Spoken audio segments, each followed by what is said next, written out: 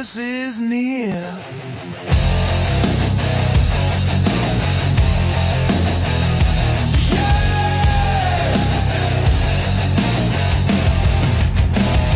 Run or stand, hide or pay, judged by fire, taken away.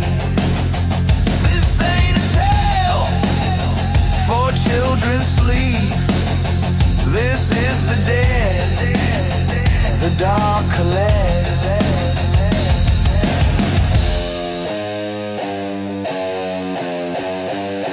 Monsters unleashed, no mercy, no escape.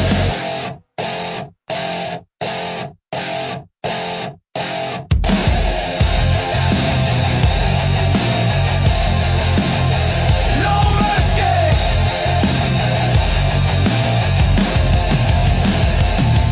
When Krampus walks, Monsters Unleashed is near.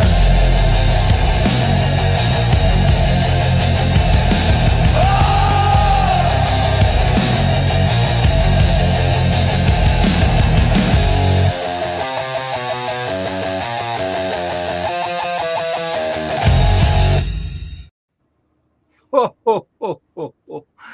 Oh, hello, everybody. Hello, everybody. We have a wonderful show for you tonight, don't we, Trisha? Yeah, I'm really excited. Really excited. Yeah, it shows. It shows. But anyways, let's get on with it here. Let's start bringing out some people. We have the lovely Jen. Hello, Miss Jen. How are you? Hi, how are you guys? Doing well. Doing very well. Are you excited for Christmas? Hi, ready to get it over with. Me too. Me too. Me too. This gets warm, and I'm ready just to get rid of all of it. Right. I think this is the second beer that I've had in the past week. Well, let's see here. Who else are we going to bring out? We're going to bring out Miss Donna Copus. Hello, Donna. Well, and like that, we lost her. Look, we bring her out and boom, she's gone. Here, oh, she's back. Welcome back, Donna. Are you there? We can't hear you, Donna. We can't hear you. We're having technical difficulties. I knew that was going to come and get you. Hey, Donna, go out and come back in. If you can hear us, go out and come back in. We'll move on here. We have another special guest tonight. We have Miss Tracy Jones. Hello, Tracy. How are you? Hello. How are you? Oh, it's a pleasure to see you, Don't honey. you look adorable? Yes, yes. Brings back childhood memories. Let's try Donna here again. Donna, you were working so well before. Can you hear me now? Absolutely. Absolutely. Okay. I don't know what happened. It was like my whole box just went off. It just turned red and it was gone. Oh, geez. I'm going to have to get the tape out and tape you back to the screen. No, it's my fault. Anytime I do a show, it doesn't matter if I'm producing it or if somebody else is. Stuff happens. So, Donna, sorry. Oh, I got one of our new hoodies here from our merchandise store and everything. But I'll tell you what, this thing is nice. It is really nice and warm. Trust me, I'm burning up. Burning up. But I'm telling you, we have an amazing guest tonight. Everybody's heard of Santa Claus, but not everyone has heard of Krampus. And we have Krampus with us tonight. He's a pretty awesome gentleman. I've been stalking his Facebook profile. Yes, Krampus is on Facebook. Been stalking his Facebook profile here for a while, and he is into all kinds of stuff. Toys for tots. He actually goes out and cleans the streams and stuff like that in his areas and everything to make sure that cut down on pollution. Wonderful guy. So I think that we'll go ahead and bring him out. Hello, Krampus. Greetings, everyone. I hope you are having a wonderful evening. Yeah, man. I'm telling you what. Hey, we're happy to have you on our show tonight. Trying to get you up here to where you're a little bigger than we are. Where did he go? Uh, Technical difficulties tonight. I'm telling you. Let's move you up here and bring everybody on here. Here we go. That's more like it. But Mr. Krampus, what are you up to these days other than all the bad kids and dragging them back? Well, let me see. So far, this past week alone, I've had 9 different appearances to be at. I still have one more this year, which was going to be this coming Saturday, and it's going to be at Laurel Haunt, and it's going to be for the Krampus Nightmare. And anyone who donates a new unwrapped toy at that event will get a discount on their admission. And all of the toys will be going to Toys for Tots, which I am a huge, huge advocate for. So far this year, we have collected over 56 55-gallon bags of new toys for local underprivileged children in the area. Wow. And a lot of people don't realize that Toys for Tots is a year-round charity. It's not just around the holiday season. So whenever children are displaced due to natural disaster or fire or domestic issues, Toys for Tots is still there to give the children toys all year long. It's just that they're most known during the Christmas season. Yeah, they also donate toys to children that have been victims of home fires and have been displaced for domestic violence and stuff like that too. So yeah, it's a great thing. Toys for Tots. I'm not going to say my kids never got it because they did. They got Toys for Tots when they were younger. Yeah, when times were hard. My kids do too. If it wasn't for Toys for Tots and Scares That Care, my kids wouldn't have got a Christmas back in 2019 when I caught on fire and I was in the hospital. So it is a very, very great organization, charity. They did wonders for me. Absolutely. It's a wonderful charity. It helps so many people here in my area. There's so many kids so underprivileged, and it's wonderful. Thank you so much. It's my pleasure. I grew up, I guess you could say, poor. My father was a steel worker.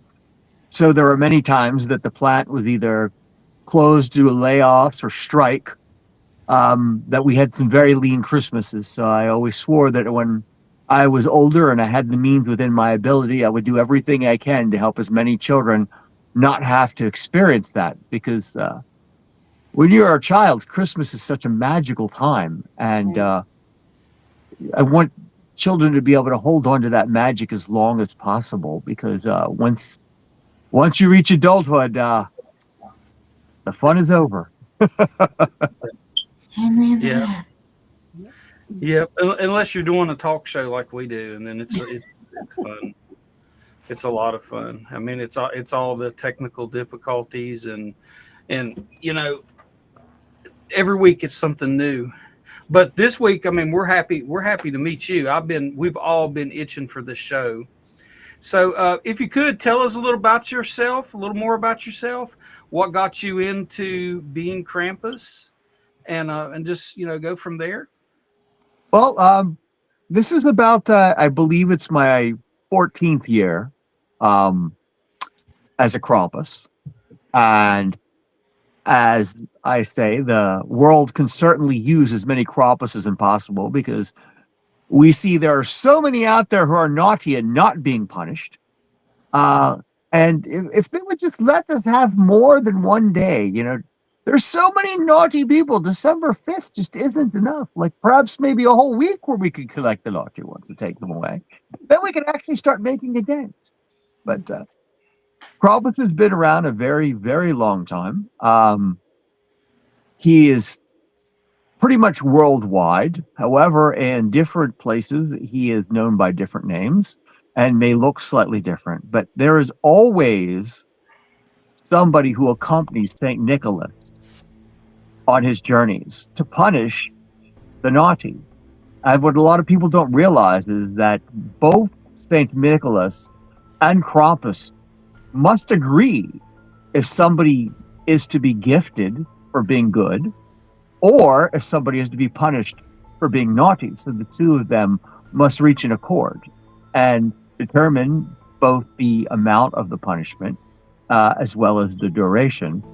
Because, of course, a minor punishment would be perhaps coal in your stocking, whereas the next level up would probably be a switch from a birch tree.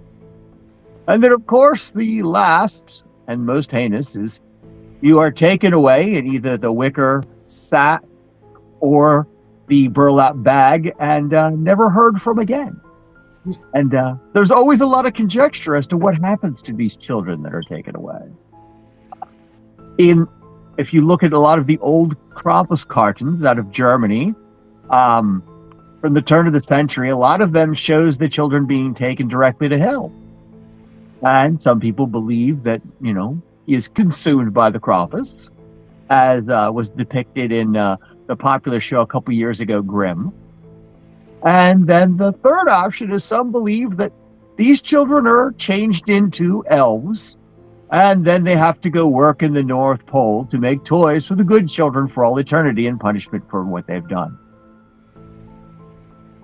So, Krampus is always an important part of life because there should always be punishment for misdeeds and not just reward for being good. Because when you come up with an imbalance, because if there's no punishment for being an evil or naughty person, then what is the incentive to be good? And I know that in Baltimore, we see this right now, whereas they are not charging anyone with crimes below the age of 18 for some unknown reason, which is why you've got people who have been arrested carjacking and theft and burglary and assault, 10, 12, 14 times, and they just get taken back home again. So they obviously aren't learning their lesson. So that's one of the many reasons why Krampus is so important. But he also, his traveling companion, St. Nicholas, is also extremely important.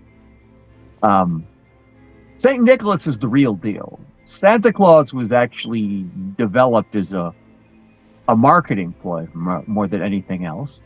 The first time we saw Santa Claus was, I believe it was in Ladies' Home. It was in an 1821 poem called Old Santa Claus. And the first time we actually saw him depicted during the Civil War, I believe, was in the Ladies' Home Journal. But even back then, he used to wear browns and greens, and he looked more like a trapper. But once Coca-Cola got their hooks into him, that's when their traditional red and white image of Santa Claus came. St. Nicholas, on the other hand, was actually a very wealthy nobleman, and as a young child, he snuck out of his castle. And when he went to the community, he was very saddened to see how all of his subjects were living, because he lived such an opulent life and his parents never let him leave. And he didn't like that people should have to live in such abject poverty while he lived in comfortable. So he started out by stealing money from his dad's treasury and things and giving it to people so that way he could make their lot better. And he felt the worst for the children and for the prostitutes, because no matter how bad the weather was, they had to be out there earning a living. And this is where the whole idea of the stocking came from, because these working ladies would have to wash out their stockings and hang them up to dry. So Nicholas decided he would put a few gold coins in them. So that way, the next day when they were going to get ready for work and they would find these gold coins, they realized that they didn't have to go out, which is why many people don't realize that St. Nicholas is the patron saint of children and prostitutes. Now, of course, once St. Nick became older and his parents passed away, then he gave away all of his money, his castle, and all of his belongings to help the less fortunate, because he didn't feel that it was right for him to live in such a way when people around him were so misfortunate. So why I always say Saint Nick is the real deal. It's proven that he actually existed. He was a real person, whereas Santa Claus is, well, he's pretty much there to sell toys, you know? Just like the whole, the abomination, the elf on the shelf, which is pretty much just a marketing shelf. That was probably the elf on the shelf was probably invented by Sears and Roebuck. To be honest. Oh, it's definitely. Because every year they have new accessories for him. And now they have life-size elf on the shelf dolls. Everything is very, very cringe, if you ask me. I'm surprised. Snoop Dogg elf on the shelf now too. What kind? Yeah. Snoop Dogg, like Snoop Doggy Dogg. Yeah, it's Oh, called really? Snoop on the Stoop. Yeah. Yes, I'm surprised Walmart doesn't have a huge elf on the shelf on top of every one of their stores. I'm surprised too. I mean, but if you think about it, if your child actually needs an inanimate object to watch over them, are you really doing your job as a parent? I mean, I was convinced growing up that my mother had eyes in the back of her head. If I did something wrong, she knew about it. And the worst thing I could ever hear from her was, just wait until your father gets home. That was the worst of the worst. And we never needed, what was the old joke is, no, I didn't have an elf on the shelf when I was growing up. I had a belt around the waist that I worried about. Me too. Yeah, Trisha Collins here is my daughter. She'll tell you that the belt ruled in my house. And yeah. Mine was my granny switch. My father was 6'5" and 300 pounds. So, yeah, you felt it. But I seen that you're going to be making an appearance on January the 3rd also. Yes, indeed. I've decided to on the 3rd because it's interesting. Ghost stories have always been a history of Christmas. It still is very much over in England and a lot of the European countries, but we've kind of gotten away from it here, with the exception of the most famous ghost story at Christmas of them all, which we all know is A Christmas Carol. But it's a tradition, I think, that is nice to bring back, and I'm trying to bring it back. And I'm going to be at a wonderful place called Alexander's Tavern in Fells Point, and we're going to be telling ghost stories. And what I want everyone who comes, I want you to tell a ghost story that you're familiar with that has happened to you, or somebody that you actually know. I don't want to hear urban legends that everybody's heard 1,000 times before. You know, the old story. Well, then he drove her to the house and turned around and he was gone. And her wet sweater was still in the back. So he went up to the door and talked to the mother, and she goes, "Oh, she passed away years ago." No, everyone's heard that story in so many different variations. I want to hear what people have actually experienced themselves. And several of the people at Alexander's Tavern have said, "Oh, believe me, we will be able to tell you stories about the tavern." Fells Point is so old, and it was a very famous pirate town, a portion of the town at one point in time. So the fact that it's so highly haunted is not without a doubt. As a matter of fact, 5 years ago, there was a man who was remodeling his basement, and he found a body in the wall behind the horsehair plaster. So, thinking it was a murder, he called the cops. And once they did forensic, they found out that it was actually a teenage boy who had expired in the 1800s. And he had actually died of a tooth abscess. So, ground's frozen, so they assume it was in the winter that he passed away. Ground's frozen, it's too hard to dig. He's an indentured servant. You don't want to pay to have somebody bury him. He's already costing you money by dying before he's served out his time, so just wall him up. Oh, Lord. You always Yeah. have good stories.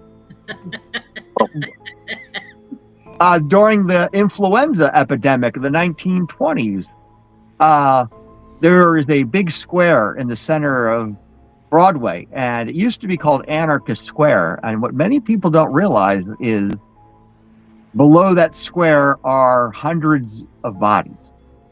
Because during the influenza epidemic, you just brought your bodies out and threw them in the big pit in the middle of the street. And then they would throw layers of lye over it. And there are literally hundreds of bodies unmarked in this area, which is why it has a large stone cap on it, so nobody digs there. One of these individuals who passed away was supposedly a young girl who lived at a restaurant which is pretty world known, but unfortunately closed in the past couple of years, called Bertha's Muffles. And she lived on the 3rd floor. And while she was very ill, she used to love to look out her bedroom window, and people would wave to her. Well, many people still see a little girl on the 3rd floor occasionally waving to them. And people who are unfamiliar with the story, well, they wave back. Because what harm can it be waving back to a little girl, right? Right. So, but Fells is very haunted, so what better of a place to do a ghost story? But I've met so many very cool and interesting people as Krampus. It's been quite an adventure. Like just this past weekend, I got to spend half the day with the wonderful Felissa Rose, if you're familiar with her. Such an incredible lady. You would think that you were her best friend. Friends of mine own a store called the Last Toy Store. And I got in early before everybody else did, so I helped Felissa unpack, and she was just the warmest, friendliest person, and just a great all-around individual. And when I said to her, "Would you mind filming a quick promo for Toys for Tots? I'll be glad to pay for it." And she's like, "Oh no, of course not." She goes, "I was just at a Toys for Tots fundraiser last week. Certainly, definitely, I'll do it in a heartbeat." And she was. It's very nice when you meet a celebrity and they turn out to be even nicer than you had hoped. And that was the case with Felissa Rose. Yeah, I seen some of your photos with her. I was trying to get this up here real quick. That was the only photo I didn't grab, but yeah, that looked like an interesting photo shoot. I can say that. Yeah, she had 2 different costumes. One was the camp counselor from Sleepaway Camp, that one right there, and then she had another one which was the final scene from Sleepaway Camp, which I won't give it away because if nobody has seen Sleepaway Camp, they don't know what the final scene is. But yeah, it was interesting, man. I'll tell you, it is the season, and it's. I'm very appreciative of people like you that go out here and do what you do. Now, it's not only about the mall Santas that sit there and they have all these kids coming in screaming and crying and sitting on their lap, parents forcing them. But I seen a video where you said that you won't take pictures with children that are scared of you. I will not. That's not right. I will not force a child. If they start crying, I'll be like, no. A lot of times, if the mom will then hold the child and then stand next to me, and they'll be fine. But if they continue to cry, that's not what Krampus is about, in my opinion. Yeah, if I had the money, I'd have flew you to Trisha's house to take pictures with her this year. She needs some Krampus photos. She's been a bad girl. Just want to go ahead and say, you have your basket with you. Always. Yeah. I was actually just a couple years ago, I was actually asked to be at a 3-year-old's birthday party. Oh, wow. The little girl, she said to her mom said to her, what kind of party do you want this year? And she's thinking Frozen or Little Mermaid, and the little girl goes, Krampus. And her mom goes, are you sure? And she's like, yes, I want a Krampus party. Yeah. So I was there. She had a Krampus cake. All the kids got little horns as party favors. It was amazing. It was a wonderful time. I bet. Wow. That That's would be my son. Like beginning of December, I'm like, okay, it's Christmas movie time. Which one we watching first? And he's like, Krampus. And I'm like, really? And he's like, yeah. I'm like, all right, let's do it. Let's watch it. Well, while the Krampus movie is a very entertaining one, I really wish somebody would make a movie that accurately depicts who Krampus is. Mhm. Because in the Krampus movie, there were several people that wound up getting quote unquote punished that weren't bad. And that's what I was like, no, like the baby and the old lady and the poor guy driving the plow truck. It's like these people did nothing. They shouldn't have been punished. But the naughty little the naughty kid, yeah, the blowhard uncle, yeah, but not everybody deserved to be punished. I think that the closest depiction to Krampus I've seen in recent days would have to be Red One. Mhm. I was going to say Because that. Krampus, he was there to punish the naughty. And one of the things I always say is if you notice when you went to the North Pole in that movie, everybody was wearing uniforms. There was a very small selection of diversity in the North Pole. You had such a small amount of different races there. And I don't mean just like human races, but I mean like, non-human races. But when you went to Krampus's, you had every type of creature under the sun there hanging out together and having a good time. Mhm. And everybody was dressed to express their own individuality. And, I read a very interesting analysis on the whole thing of why Krampus had retreated there was because Santa wouldn't allow him to punish people anymore. And he was kind of depressed. And that's why in the movie, because in the folklore, Gryla and him were never together, but in the folklore, it's why him and Gryla split, was because he was like, all right, well, I'm just going to stay here. And Gryla was like, no, we have to keep punishing people. And he was like, no, if my brother doesn't want it, I'll have to abide out of respect for my brother, even if I don't like it. But I think that he was probably the most accurate depiction that I've seen in movies of how a Krampus should be. Yeah. Jen or Donna, Tracy, any of you have questions for Krampus? I was just enjoying his stories. Yeah, me too. I have so many stories. It's not even funny. At the Maryland Renaissance Festival 3 years ago, I'm walking because I'm in Krampus costume there too, even if it's hot. And I'm walking across the field, and I hear this really thick German accent yelling at the top of his lungs, Krampus! And I see this, young German man with a baby strapped to him running at a breakneck speed across the field toward me. And he's like, I can't believe you're here. I can't believe you're here.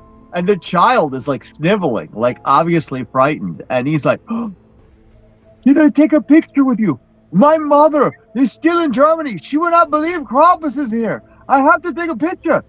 And I'm like, sure. So he pulls me close, and the little boy's like,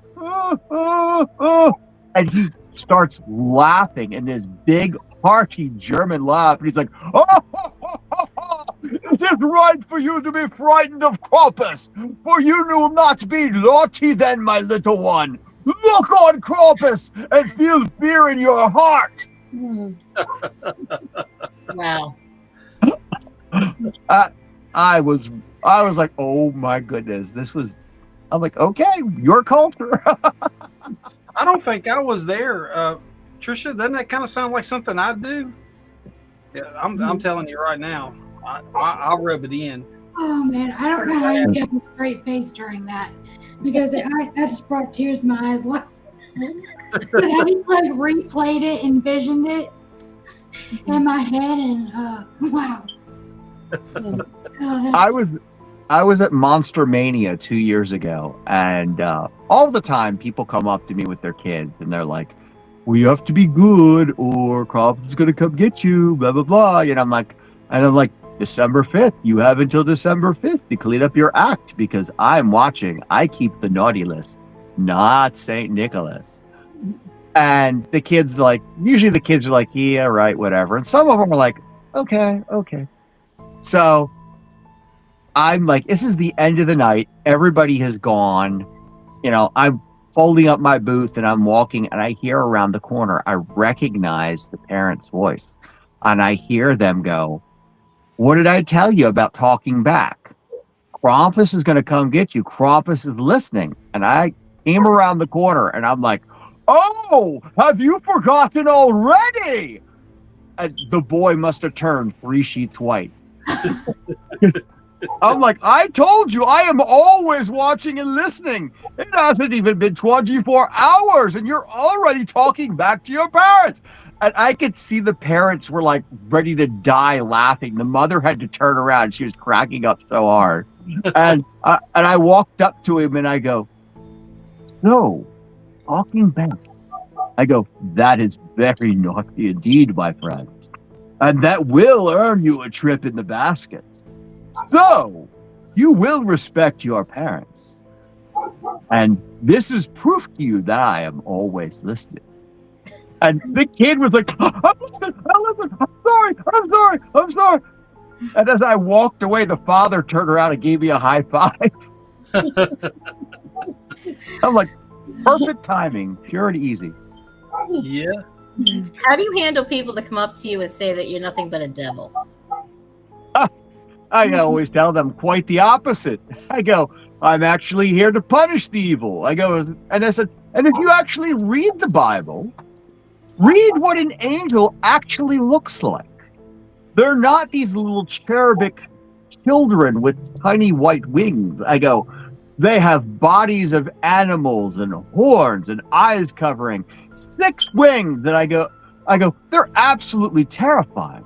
And I go, and if you think about it, if you want something to strike heart, fear in the heart of evildoers, it's not going to be a small naked child with white wings.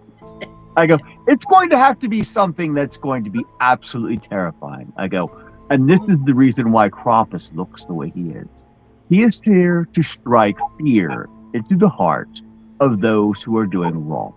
I go, and as for horns actually, in the Old Testament, were a sign of wisdom, not of evil. If you look at many classical sculptures of Moses has horns to show that he was very wise. Horns only became linked with the devil in more modern times. It never used to be that way back in the past. So that is just a modern convention. So the devil is a completely different entity. And there are some who would argue that the devil's not evil, but he too is a punisher. So their little bit of education often goes a long way for those who are willing to receive it. Yeah. We get it all the time.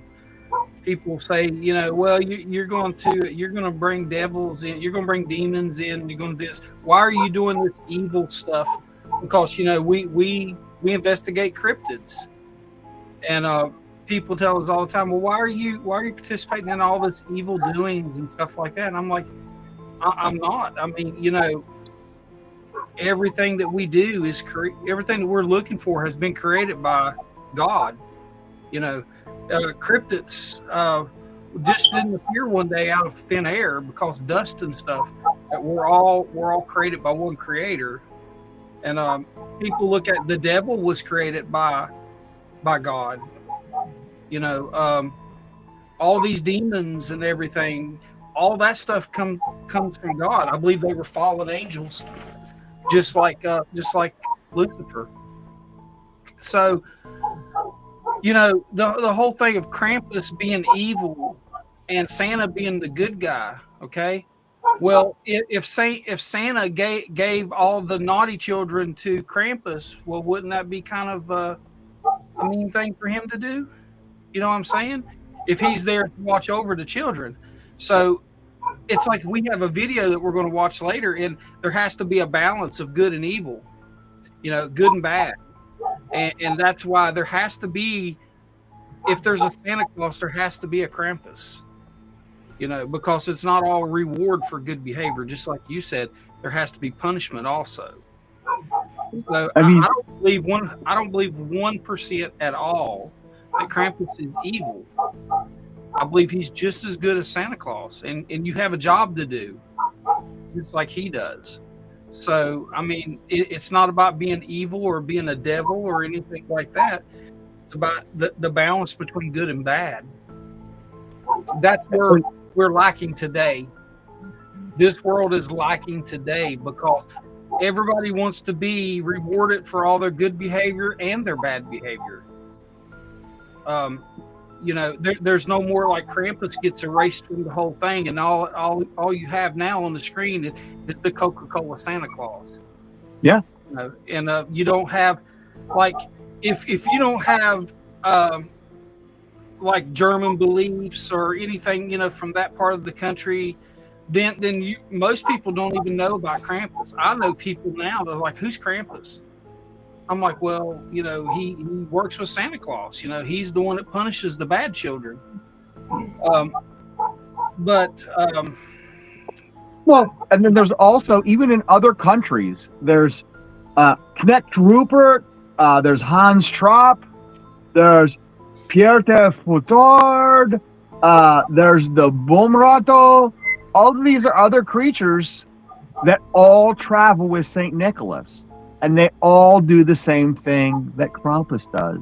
And they're, in Italy, they're in Czechoslovakia, they're in Hungary. And they all have their own balancer. Because look, Iceland has the Yule Cat. Iceland doesn't have Santa Claus. Iceland has the Yule Lads, and they have the Yule Cat. And the Yule Cat will eat you if you don't have new clothes on Christmas. And that's because in Iceland, especially in the past, resources were very scant. So what you would do in your free time, and you had very little free time because you had to work for survival in the winter, is in order to show your appreciation for those that were in your home, you would squirrel away a little extra wool, and you would make them a pair of mittens, or you would make them a hat or a scarf. Now, if somebody in your house wasn't pulling their weight, you had to work extra hard to take up for their slack, so the whole household wouldn't suffer. So you wouldn't have that extra time. So because of that, that person wouldn't get a new set of mittens or a hat, which was the whole reason why the Yule Cat would eat those. Basically, the Yule Cat was going after the lazy on Christmas, because those were the ones who didn't have anything new, because their parents or siblings had to work extra hard to make up for their shortcomings. So even in a country without Krampus, there's still a creature that punishes those who shirk their duty, more or less. Cool. Yeah, it's pretty awesome. Like I said, again, I thank you for what you do. There needs to be more Krampuses around. I agree. Yeah. I agree completely. I have helped East Coast Krampus get started. I've helped the Greenbelt Krampus Law get started. I have a young boy in Bel Air who wants to start a Bel Air Krampus. It's like, I'm like, the more Krampus, the better, because it's reminds people that there needs to be punishment, and you can have fun with it. We had over 750 people come to the Fells Point Krampus Law this year, and it keeps getting bigger each year that I do this.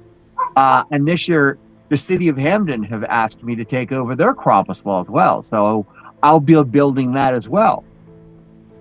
And I am now, I've been for the past 2 years part of the Mayor's Christmas Parade. Previously, I was banned from being in the Mayor's Christmas Parade because I said I was too frightening. But when a new individual took over the parade, he actually reached out to me and said, "Please." And they even have Krampus in their logo now, whereas before that they didn't. So I was actually got to be on the back of a fire truck this year.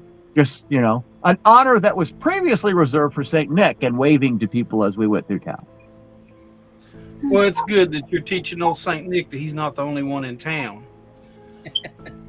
Yeah, This is true. yeah, it's really good. And our Saint Nick is a wonderful guy. He has a foster family for children in need, and he has fostered over 20 children in his lifetime, and he has 3 in his home right now. So he truly is Saint Nicholas. Yeah, being a foster parent is an amazing thing. I actually seen a post here in one of our local Facebook groups where they had this 16-year-old girl that was still waiting for her forever family. The girl is 16. And people are like, "Well, I wish I was in a better place. I wish I was in a better place." And I'm thinking, well, you have a home, and she doesn't have one. And if you have a couch, you can put her on a couch if anything. She's 16. Help this kid get a good start, because they're going to kick her out when she's 18. Yes. She's not going to have anything. And she's a beautiful young lady. And I just hate to think what would happen to a child like that being booted out of a foster home, a place where they keep them. But, people need to be more aware of the children that have nothing, and try to help as much as they can. Not everyone can be a foster parent, I understand, but you can donate to some of these places and help them, because if they have money, then they can advertise these children more and get them out there. Because like, you just can't call up your local news agency and say, "Hey, look, we have 23 children here that all need homes, need foster homes and stuff." Doesn't mean that they're going to pick up and run a whole story on every one of those children. So there's money that needed, and to feed these kids and and clothe these children and stuff. It all comes out of our tax dollars anyway. So why not put that little extra money in there, and it helps buy these kids a pair of shoes for Christmas or anything. There's the angel tree where you can donate money and to buy presents and stuff for children. They get their name put on the angel tree. Well, there needs to be something like that for these foster children, where you can sponsor a foster child for that year or something like that, and help these kids with stuff. Show them that someone out there does care about them. So I think it's wonderful that your Saint Nick fosters children. Yes, he's a wonderful guy. Yeah. But Tracy, do you have anything else? Oh, well, not too many people know this, but the witch is the sister of Krampus. Yeah. I'm a distant relative. Yeah. Yeah. Miss Tracy Jones may or may not be kin to Krampus. She's got horns too, just she has extra hair. Yeah, I dye them. I slicked them down tonight so they wouldn't show. Back. Yeah, it's funny because both my sisters are witches. My other sister, my Krampus sister, is also a witch. So I have a very, very fond, deep respect for them. My other Krampus sister is actually an ER nurse too. So we're everywhere. Exactly. So, and she's also does Mongolian horse archery as a hobby. Which, talk about something interesting. Yeah, I've never heard of it. Look it up. These are the ones that they shoot archery from horseback, and they do the things where they like lean over backwards and shoot the horse shoot from the horse backwards, or they lean completely over to one side of the horse, so they're only using one stirrup and they shoot that way. It's crazy, the acrobatics they have to do, and I'm like, probably. Yeah, I'll be leaning over and I'd pull back the bow and shoot the horse. I heard just hearing about it. Yeah. But I was gonna say my back hurts now. if you want to look up Mongolian horse archery when you get a chance, and you'll just be like, "Holy, I couldn't do it." But that was the thing that you was speaking about that too. But to my understanding, you are an ER. You're an ER nurse too, right? No, I actually work for Wilmer Eye Clinic. Oh, eye clinic. Okay, I knew that you were in the medical field. I just didn't know which part. Yep. So, well, I mean, Yeah, I'm not nearly as special as those that are the first responders. I'm more like a second tier.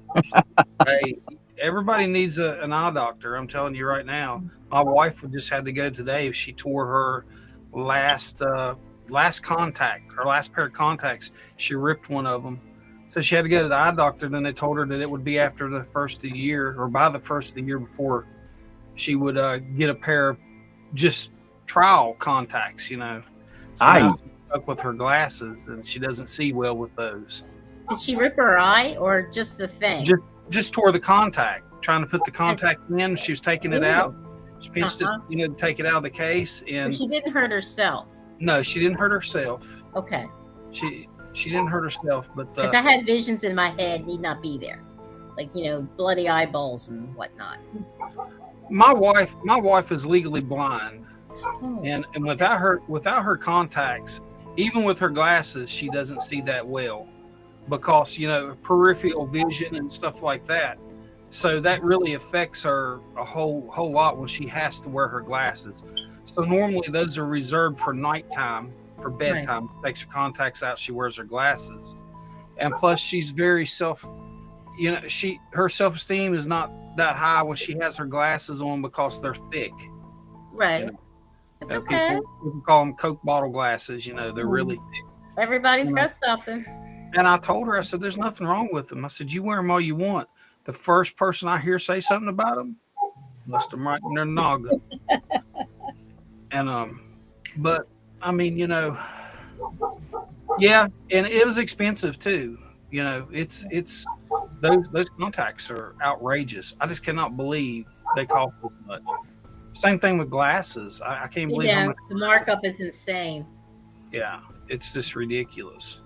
My late mother worked for an optician's, I think I'm saying that right, office, and just as the secretary, what she saw, what the frames would come in as, the price point that costs doctor and the establishment versus how it goes out, and it's like a $400 or $500 markup, 400% markup. Sorry. Yeah, Trisha, you've been quiet. You just been sitting here looking at the screen. Oh, sorry. My daughter had come down. She was her sugar was dropping and she was shaking. So I muted myself so she could grab something to eat real quick. So to make her feel better. She okay now? Yeah, she's doing fine. She's had a really tough week. She wrestles, and she's been gone almost every day this week wrestling. So I think it's catching up to her now. But I do have a question for Krampus. Is there like a certain age for children, like it just stops taking the bad kids away, or is this something that could happen throughout life? Well, traditionally, it's when they're no longer children, which I guess, would be 18. I don't think there's any inscribed rule. But, because believe me, there are many adults I wish we could take away. That's for certain. But Me too. I think that maybe they believe that once a certain age is reached, the individual may be considered more in lines of for legal means rather than Krampus coming to straighten them out. Yeah. Yeah. And have you ever been to the Germany festivals? Oh no, I'd love to, because from what they're allowed to get away with, I've talked to several people over in Austria about their festivals, and they've told me they put up like a rope, and if you stay on one side of the rope, they can't touch you. Mm-hmm. But if you cross onto their side of the rope, all bets are off, and they can beat the living tar out of you. Oh, So they always get a bunch of smart alecky teenagers who want to play chicken with the Krampus, and it never works out well for them. Well, I'm going to say a prayer right now that the military sends us there because I need my kids to go to that. We need the military, please send us there. Please, because I want to go really bad. My husband was in Germany a couple years back, and I was hoping he would go to that. I wanted to see videos and photos and stuff of it because I watch it on YouTube and on TikTok and stuff, and he just looks so cool. So cool. Yeah, it's very interesting over there because each region is different. In some regions, they all have the same exact outfit and same mask. And others, they're all different. Some, they will not wear the same mask 2 years in a row. It's a tradition that they have to have a new one each year, so they'll look different each year. In some of the areas, you can only be a young, unmarried man to be a Krampus. And then in others, it's anybody. So it drastically differs between region to region as to what the traditions are. Okay. So I don't know if you know this or not, but I've been torturing Trisha for the past 2 weeks on all of our shows, popping your photo up here and popping it back, and she's just like cringing and hiding her face and everything because she's scared. It's not that I'm scared of Krampus. It's the horns, the big horns. Like the way you look now doesn't frighten me, but the big horns and the tongue and stuff, I'm like, oh. It's just like, Trisha, you don't worry about a thing, honey, because you know what's going to happen. Your daddy's been naughty, so he ain't going to visit you. He's going to visit daddy. apparently he's going to come visit me, and I've been good. At least I've tried to be good, you know. But I do know a lot of adults that be taken away. But yeah, I wasn't scared of it. It was just like the horns, and I guess it's just because I grew up in a Christian family. You know, I was kind of taught horns meant like evil. So hearing you like talk about that, it's like, wow, okay, that does make sense, because I have heard stories about Moses having the horns and stuff. And Moses, he wasn't a bad person. He was a good person, and he helped others. So that made me feel a little bit better. It's just the mask, man. That's such a good costume. No way I would walk up on that at night. Nope. Oh, yeah. It's funny. Go ahead. I met Alyssa Sutherland. I don't know if you saw the movie Evil Dead Rise. But she was the main, I guess you could say, creature in Evil Dead Rise. And she was absolutely terrifying looking in that. And when I met her, she's like, I can't look at you. I can't look at you. I'm like, oh my God. I'm like, I'm nothing compared to what you look like in Evil Dead Rise. Yeah. And she goes, well, there's a big difference. And I go, what? She goes, there's a difference between being the monster and looking at a monster. Yeah. But she was she was another really nice person. But I mean, she's like 6'3" or something like that. I think she was mostly famous before then because she was on the series Viking before she was in Evil Dead Rise. But she was another wonder. I've been very lucky to meet lots of celebrities doing this, and I'd say 95% of them are just wonderful people. Some of them just have the personality of cardboard. I'd only ever met one that I would have to say was a real, how shall I say? Asshole? Yes. Yes. But other than that, all of them, I mean, I met Malcolm McDowell in the restroom, and he was in the urinal next to me, and he looks at me and he goes, "You're absolutely horrifying." And I go, I hope you're talking about the mask and you're not looking in the urinal. And he started laughing so hard.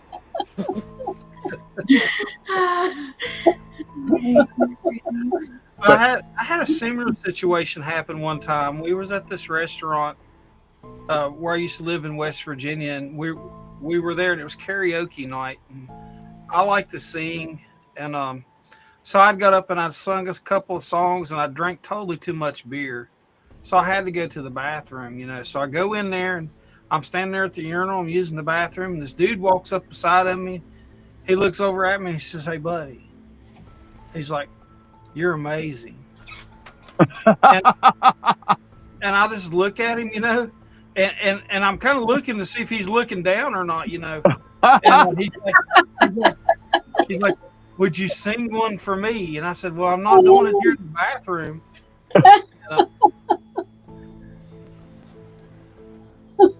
Oh, we have a Just Aviation Doug in here. I wonder who that fella That's is. our Doug. It's our Doug. Hey, But Doug. Krampus, I mean, I know we know about you, but do you know much about what we do? Oh, yes. I've read up a little bit on you. It's very interesting. Yeah, we we investigate a lot of Bigfoot and dogmen, and just basically anything that goes bump in the night. That's how. Like, this is a picture of a dog man that we got, what we believe is a dog man, and then we have photos of Sasquatch in the woods and stuff like that. So, well, we've got the Snallygaster here, and we have Chessie in the bay, and then we also have the Bunny Man and the Goat Man. Yeah, the Goat Man. Trisha's talked a lot about this Goat Man. We're going to have to. Well, hey there, Matt. How are you? But Trisha talked a lot about this. I don't know if I'm gonna investigate the Goat Man. Actually, a couple weeks ago we had Elijah Henderson on our show, and he was telling me that the base that I live on, and I'm not going to release the name, but the base that I live on, a guy had saw a goat man on this base. So I'm like walking around with my head on a swivel now. I won't go outside when it's dark because that's a little creepy. Now I don't investigate anything else except for a Wendigo and a goat man. Our biggest base around here, Aberdeen, now it's patrolled by something even more disturbing. It's patrolled by robotic dogs with flamethrowers. Oh, geez. Dang. And they look like something straight out of like the Alien series. They are disturbing. And I have a friend of mine who is the head of grounds at this base, and he said every once in a while they'll stop and they'll come and they'll just stop and stare at you, and he goes, and what they're doing is they're processing you through facial recognition to make sure you're supposed to be there. He goes, and then once they've confirmed your identity, they just go on again. He goes, but they're quieter than normal dogs. He goes, so you'll just have a feeling something's looking at you, and you'll just turn around and look, and there's one of these things just stopped and staring at you, trying to figure out who you are. Yuck. Yeah, I had a feeling one time. My daughter got to see one. They brought it to her school. I think it was back springtime this year, and she got to see one of those dogs, and it creeped her out too a little bit. Yep. And I've seen Terminator. I know how this all ends. Right. Well, and apparently they're armed with all kinds of different weapons for some reason. He said that they can literally put anything on them, from machine guns to flamethrowers to grenade launchers, you name it, which is very frightening. Absolutely. Oh, let's see here. Okay. Merry Christmas. Merry Christmas. Merry Christmas. You know, Doug, you could just walk downstairs and say hi to everybody. I know. I told Doug, hey, Doug, why don't you be on the show? And he just walks off. So Doug doesn't love us anymore. And he's been bad. He's been really bad. He's been forgetting his equipment, not listening in the woods. Oh, he's going to get a visit. Yep. I told you. They make me have to be bossy. And I'm like, listen, I'm your wife at home, but I'm your boss in the woods. So stop your stupid shit and get to work. So I know it's past December the 5th, but I'll make sure that I get you their address for next year Of course. and We were- everything. So I was just a couple weeks ago at the Gates of Hell in Ellicott City, where it's supposed to be one of the places that a goat man hangs out. oh wow. It's a very interesting place. Very It's cool. Yep, it's used to be a seminary back in the day, and there's a ring of columns. That's all that's left of it, and they call it the Gates of Hell. And apparently they keep on putting crosses up on it, huge crosses, and they keep disappearing. So whether somebody's stealing them or what, nobody has an idea. But Tell me it's, about the Bunny Man. I want what is since we live in the same state. Where is it? What is it? And how do I stay away from it? well, the Bunny Man supposedly likes to haunt the B&O railroad tracks in the area. Oh, I'm fine. So he apparently wears a set of overalls and has a double-bladed hatchet. And if you're walking on or near the railroad tracks, he chases you with the hatchet. But once you leave the railroad tracks and get far enough away, he stops chasing. That's so. You get if there's a book called Weird Maryland, which was actually written by a friend of mine, that you can find out about. I don't want to read that. I might be in the book. Matt Lake is the author. He wrote Weird Maryland, Weird Pennsylvania, and Weird Virginia.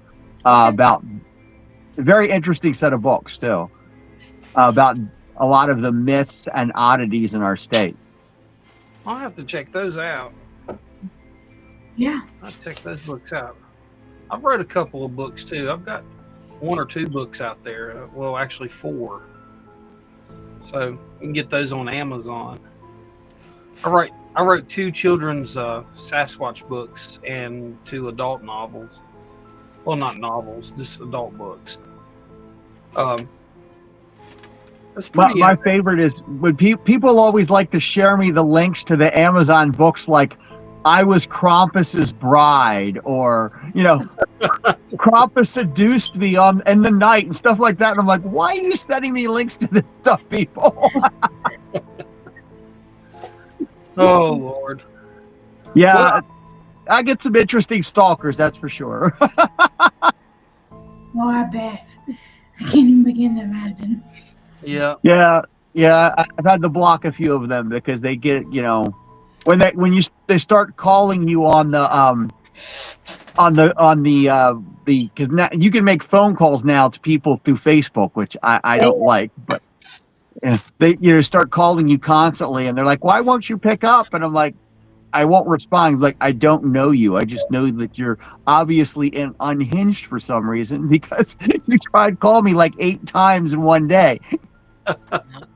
I've had a couple of those that got to I had to block. They got really. I was like, I don't know you. I have no idea who you are. I'm not coming to meet you. I'm not coming to visit you. I don't know you. They get really out of it sometimes. People don't have boundaries anymore. No, Sure don't.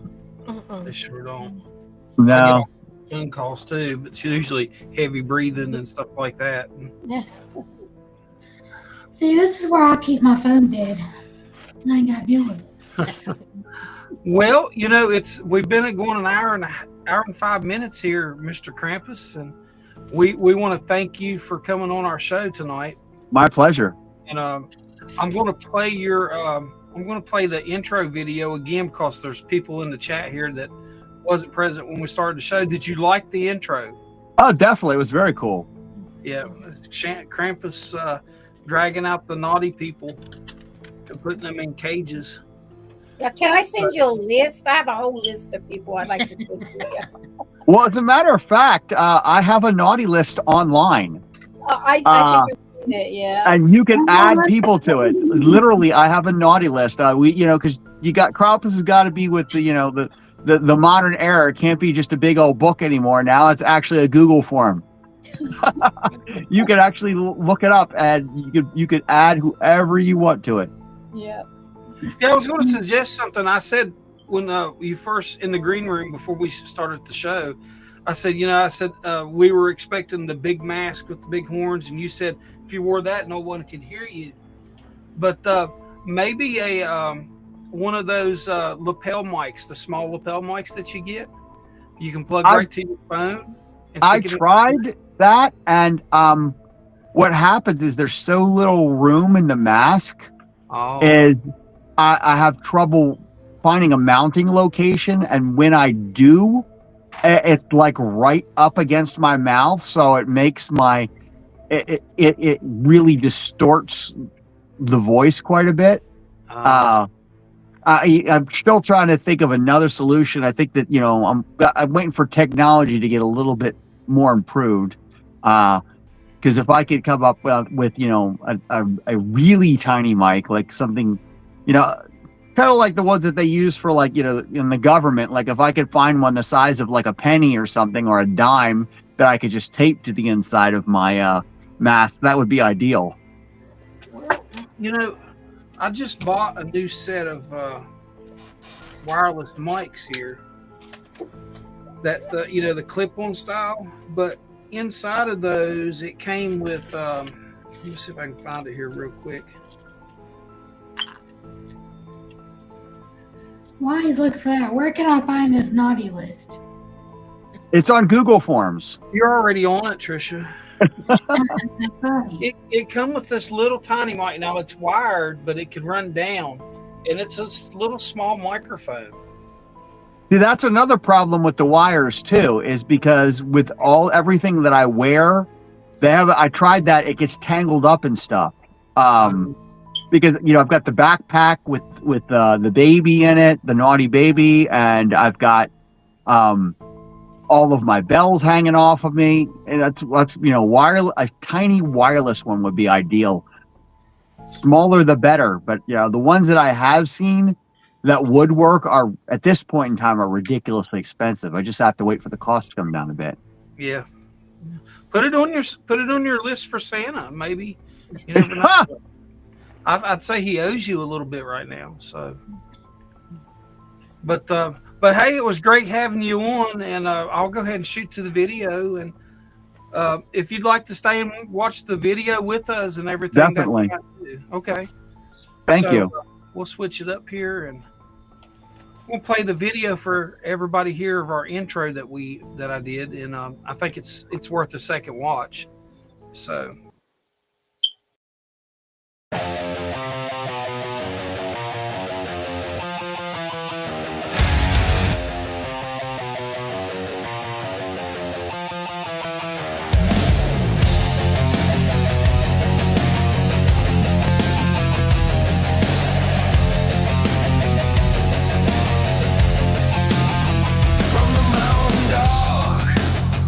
Through blood cold air,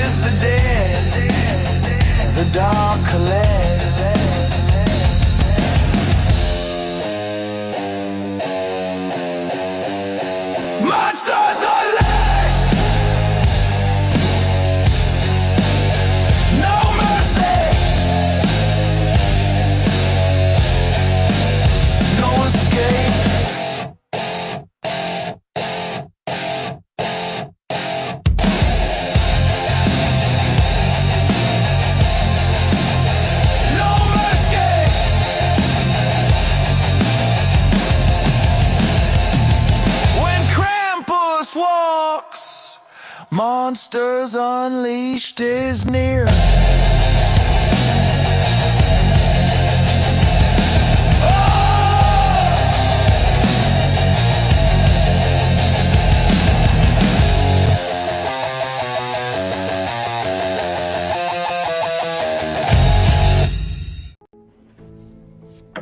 There we go. Now we're back. Awesome. I love that.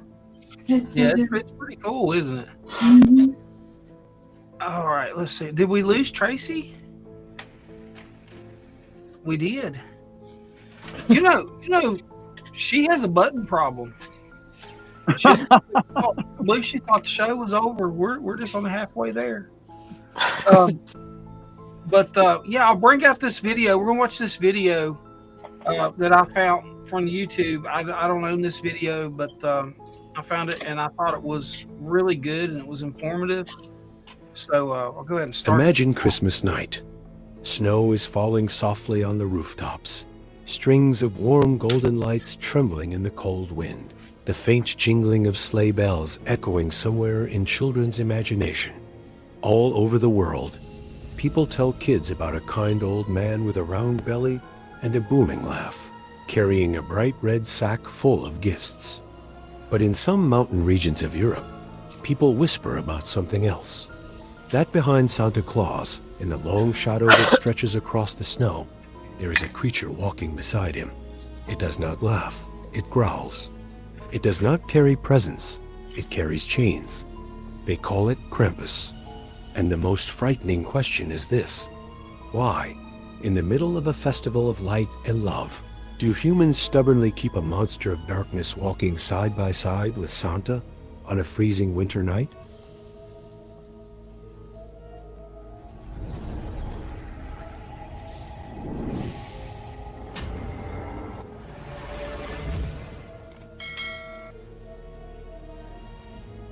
If you grew up in the United States or modern Western Europe, Christmas in your memory might be a sparkling pine tree, red-wrapped boxes, cheerful music in supermarkets, and Coca-Cola commercials with a jolly Santa smiling brightly. That is Christmas that has been softened, sweetened, industrialized into a season of shopping and positive emotions. But if you go deep into the small villages in the Alps, in Austria, Germany, Slovenia, or northern Italy, you will touch another layer of Europe's memory. There, Christmas is not only light. It is a thin border between light and darkness, between salvation and punishment. And right on that fragile border, people created two parallel figures: Saint Nicholas, who brings rewards, and Krampus, who brings punishment. These two images cannot be separated, like two sides of the same coin, like two halves of the human being. To understand who Krampus is, we have to go back a long way to before Santa Claus appeared in popular culture. Since pre-Christian times, the Alpine regions already had strange winter rituals. People believed that on dark, cold nights, wild spirits roamed the sky, that hunting parties of ancient gods howled in the wind. Mask festivals, wearing animal skins, ringing bells, shouting and stomping, had existed for a very long time as a way for humans to face their fear of winter, of darkness, of death. When Christianity arrived, the church could not completely erase these old images. Instead, they blended them. Saint Nicholas, the forerunner of Santa Claus, was brought in, carrying the light. The wild, horned, half-human, half-beast spirits were pushed into a wicked name: Krampus. The name Krampus is believed to come from an old German word related to shriveling, to something bent and clawing, like a monstrous hand grabbing your ankle under the bed. In folk imagination, he never looks human. Picture a tall creature covered in dark brown or black fur, limbs thin but strong, legs ending in goat hooves that leave prints in the snow that are unlike human footprints. On his head are two long curved horns, like mountain goats, arcing backwards, casting a shadow across the wooden roofs. His face is a nightmare fusion of demon and beast, eyes glowing red like embers deep in a furnace, a hooked nose, a wide mouth with an impossibly long red tongue hanging out as if he wants to taste children's fear. He carries chains, big bells, bundles of birch rods, and a wicker basket or sack strapped to his back. But Krampus is not just an image. He is a role in a living ritual. Traditionally, in many places, the night of December 5th is Krampusnacht, the night of Krampus, right before St. Nicholas Day on December 6th. On that night, the men of the village, often the young men, put on fur, wear horned demon masks, strap heavy bells to their backs, and carry rods and chains. They move in groups through the village, banging on doors, chasing after children, making a great racket. Bells ring, heavy footsteps thump, growls echo down the dark alleys. This is not only about scaring kids. It is how the community calls up its own fears, turns them into a performance, into something that can be touched, mocked, and then overcome.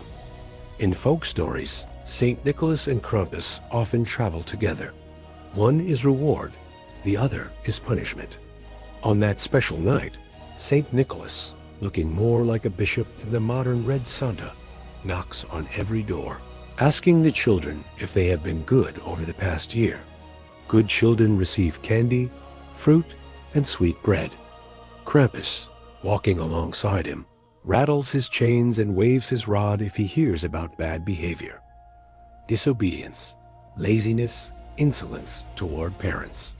In harsher versions, he might put naughty children into the basket on his back, carry them away, drown them in a river, or drag them to hell.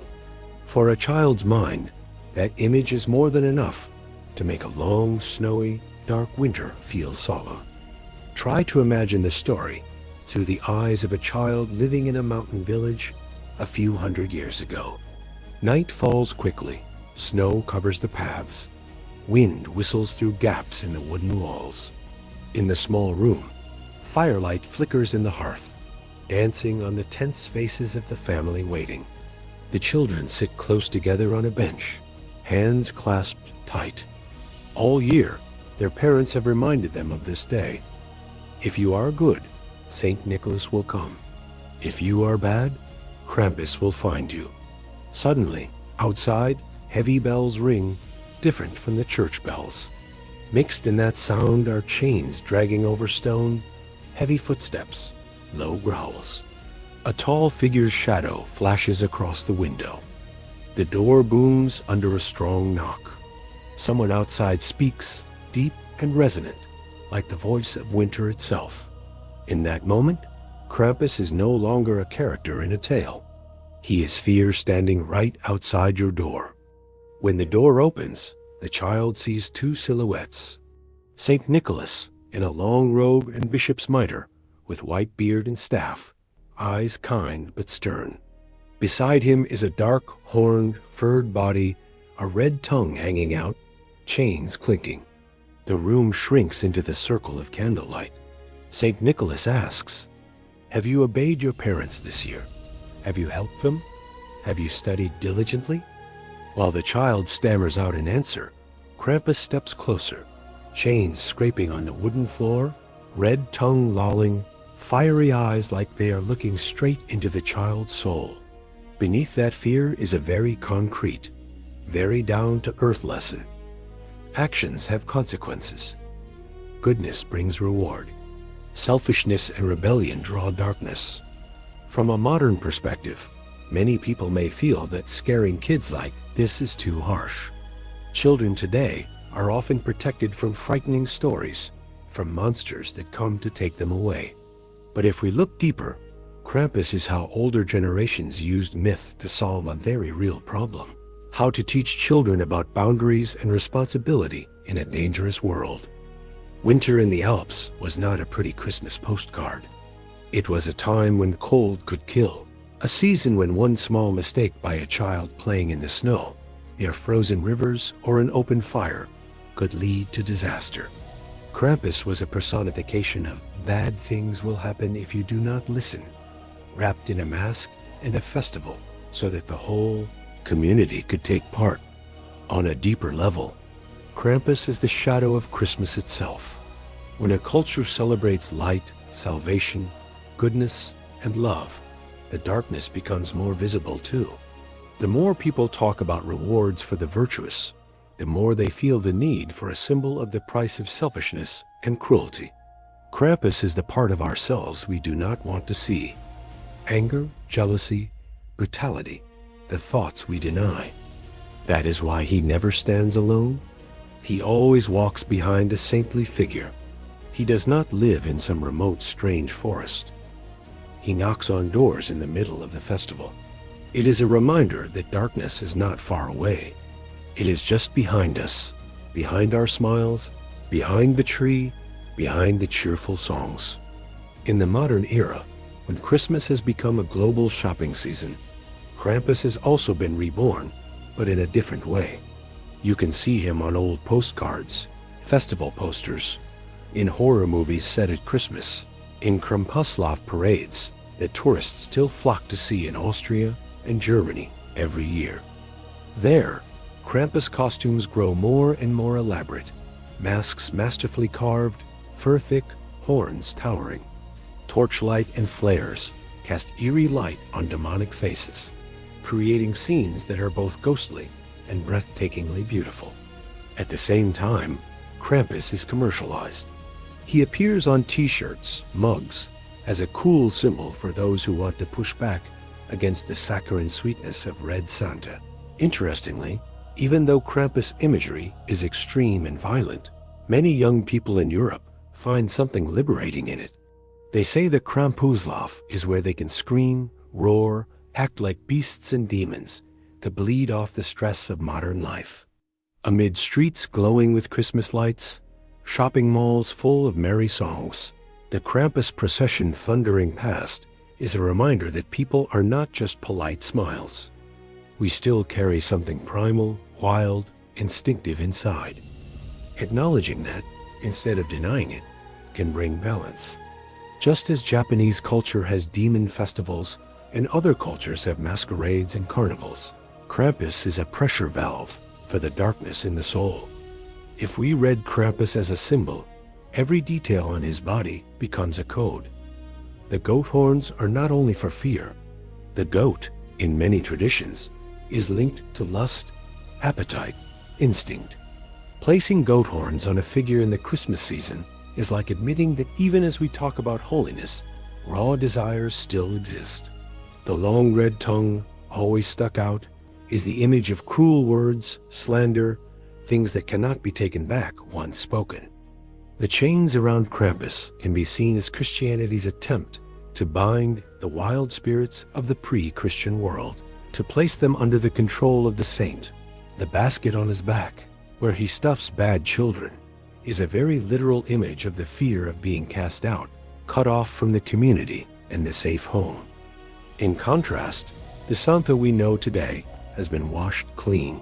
From the stern St. Nicholas, then 19th century illustrations of a Santa that still had some uncanny elements, to the chubby, jolly, bright red Santa whose rosy cheeks and friendly smile were spread worldwide through beverage, ads, and corporate branding in the 20th century.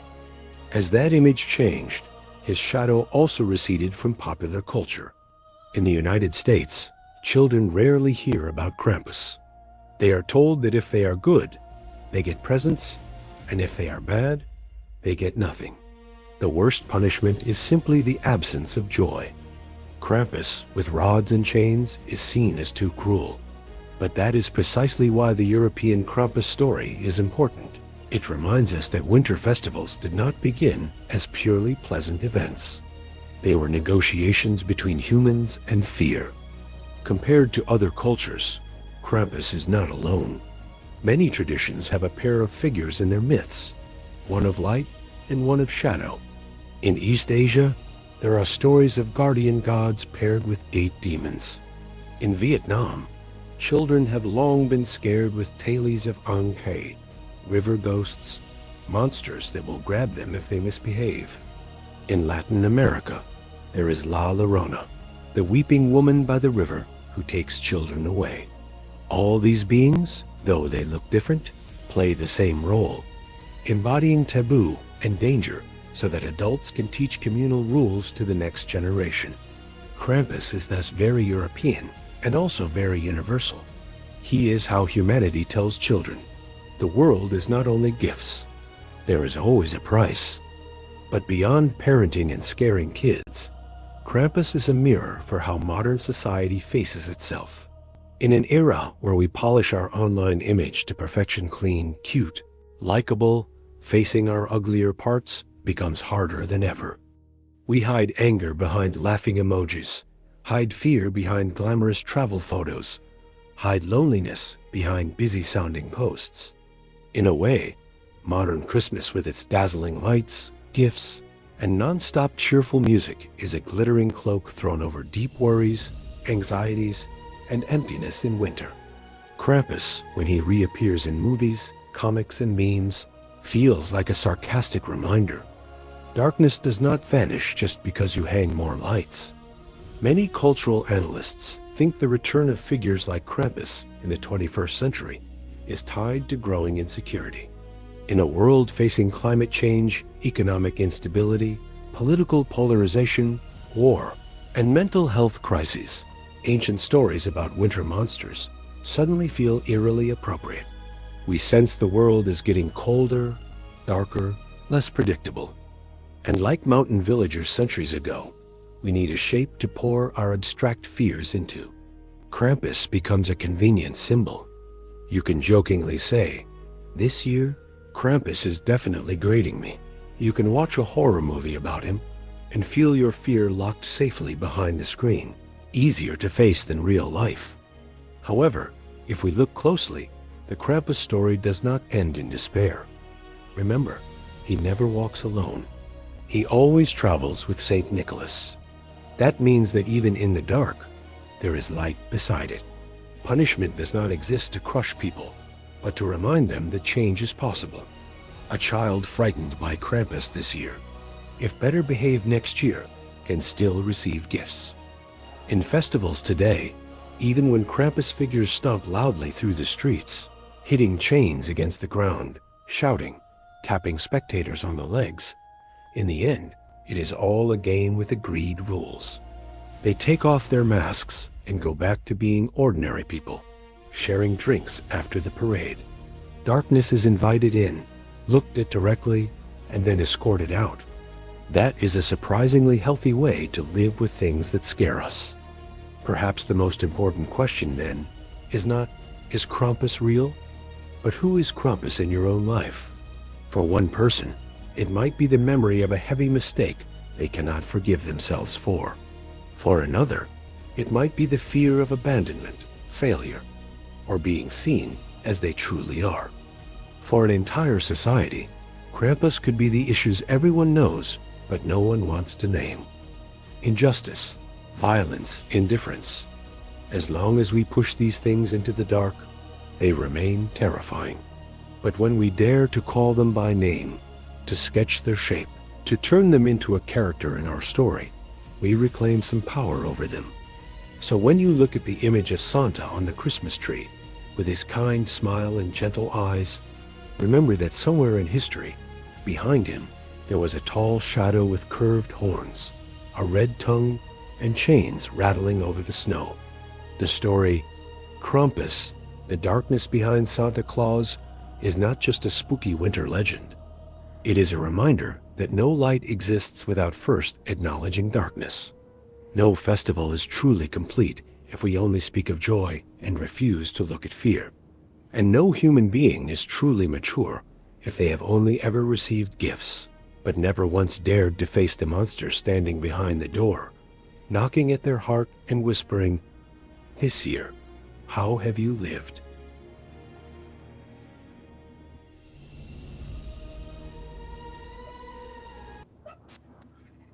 It's a pretty good video. That was a great video. I thought so. So yeah, it's got an interesting aspect on everything, and kind of like what we talked about, what you spoke about there, Mr. Krampus. Definitely. But there has to be a balance of good and bad, and you know, a lot of our today, like I said, the whole bad thing has kind of phased out here in the United States. and well, in a lot of countries. But so children think, well, I can be bad. I'm still going to get something, and it's shouldn't be like that. Oh, you're welcome, Tracy. I wish you'd have hung around. We wasn't stopping the show. Oh, Kitty. kitty issues. Okay, I see. Kitty issues. You have some, Mr. Krampus. You have some cats that you recently took in, didn't you? Yes, indeed. Found 3 kittens in a dumpster that are now in my home permanently. So They're beautiful. I see the photos of them. They're beautiful. yeah, 3 little black kitties. Yeah, the female is all black, and I named her Lucy. The one male has got a prominent white blaze on his chest, and I named him Ash. And then the other little boy has a tiny little white blaze on his chest, and his name is Whisper. He's the shyer of the 2 of them. 3 of them, I should say. We have a black cat. Its name is Ash. So that's interesting. I want a black cat. They are quite affectionate and lovely little critters, that's for sure. Yeah, I used to have one. Her name was Salem. I adopted her, and she ran out of our house and just disappeared. We couldn't find her.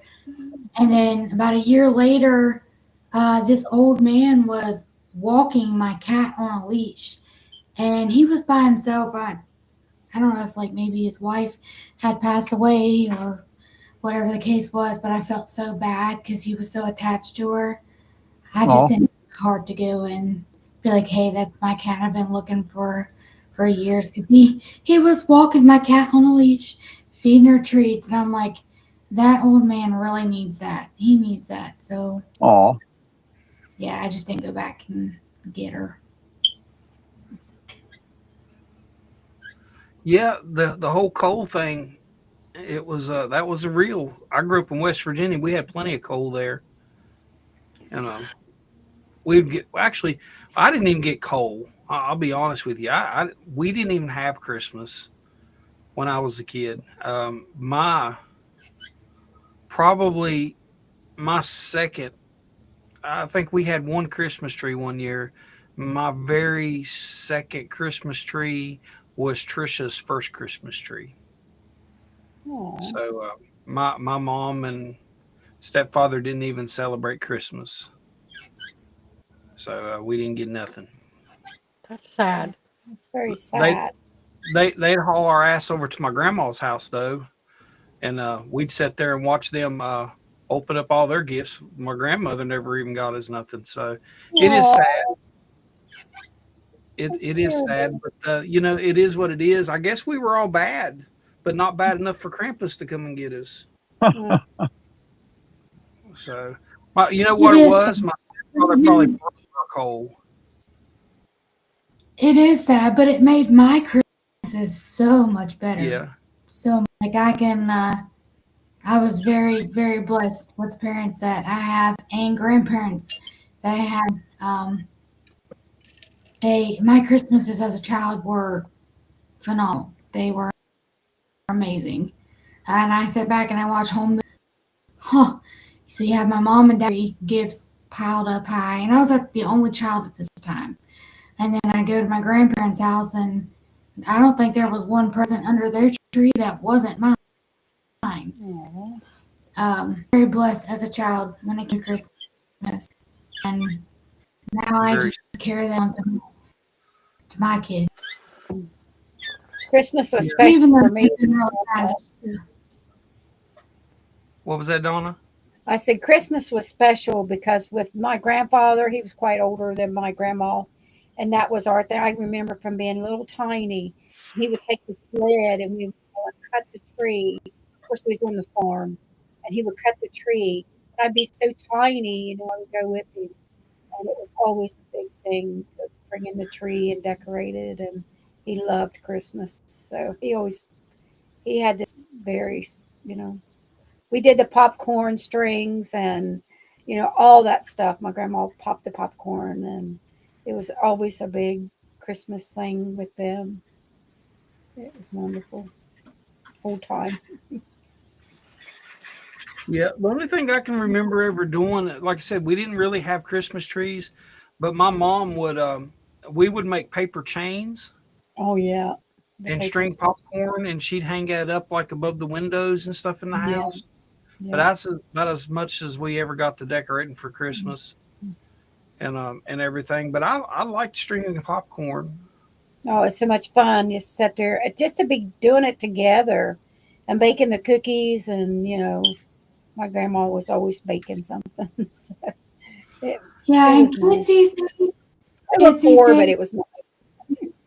they don't seem interested in doing anything like that. Like I had a fight with my daughter like yesterday about, hey, she wanted to go to her friend's house to spend the night, and when I just explained to her, I didn't fight with her. I'm like, hey, listen, when you're older and you look back on Christmas and you say, oh, there's no photos of me baking cookies with mom or making something or whatever it is, wrapping presents, it's because you chose to go to your friend's house instead of spending time with family. I try to teach my kids, like, family is the most important thing.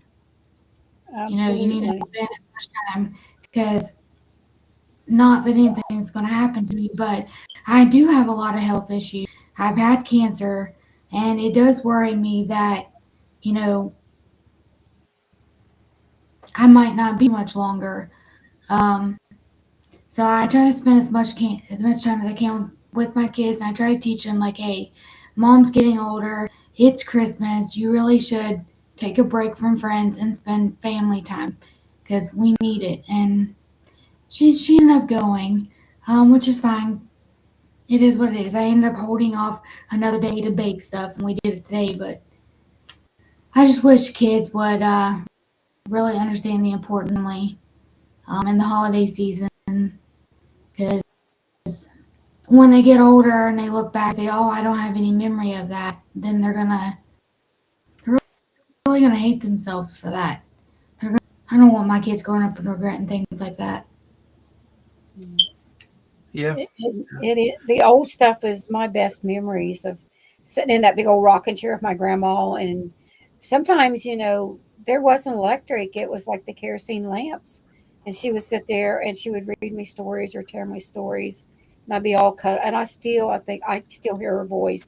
I loved hearing her voice, and I still hear it. It's like it's just very special. I beat you to it, Trish. I put that up there a while ago. My friend Matt here, this Matt that's here in the chat, said he has an orange and white cat named Thor that likes Whoppers. This is a true story. I know Matt. We were good friends. He lives up there in Connecticut. He has this orange and white cat that's named as Thor. He is a bully. He like Matt came home one day from work and he had his dinner. He'd stopped at Burger King and bought himself a Whopper, and he'd got him a good bite out of it, and he set it down because he had to do something. He stepped right back, and Thor was there helping himself to the Whopper.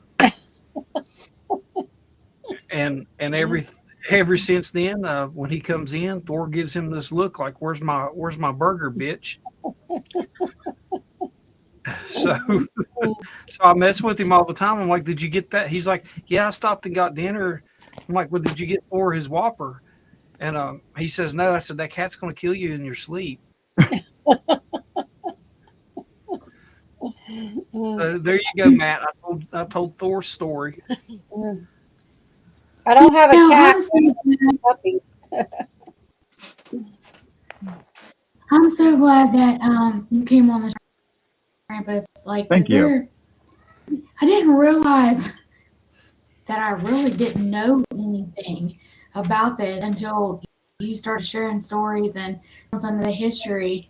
Because really, the only thing I knew was that the movie, the horror movie, and then you start talking about it, and it made sense. And then watch the video, and I kind of got emotional watching that video because it's just, I don't know. I'm glad you came on the show and actually told us the history behind it. Now I don't think it's as creepy anymore, and I understand the behind scenes of it.